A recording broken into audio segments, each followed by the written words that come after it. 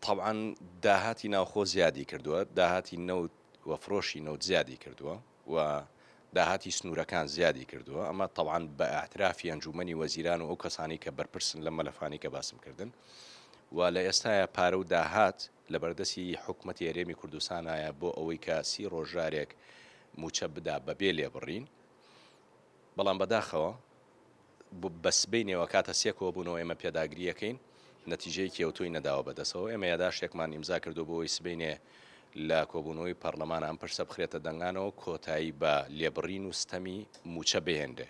ئەمە دیوێکی تری پەیوەندی بە دەست بە سەراگرتن و گرتنەوەی داهاتی ناوخۆ سنوورەکانە لەلایەن پارتی دیموکراتی کوردستان و یەکێتی نیشتمانی کوردستانەوە لەگەڵ بەرزبوونەوەی نرخی نەوت. ئەم دوو هێزە داهاتی ناوخۆ سنوورەکانیان لە وەزارەتی دارایی گرتووەتەوە نایگەڕێنەوە بۆ خەزێنەی وەزارەتی دارایی بۆ ئەوەی کە تەمویلی موچەی پێ بکرێ.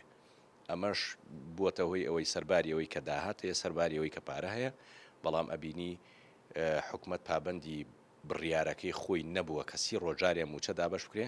ئەبینی مەسلەی پرۆسی دابشکردنی موچە خاوی تێکەوتووە و لە ماوەی 15 ڕۆژە موچە ئادرێ بە فەرمانبەران.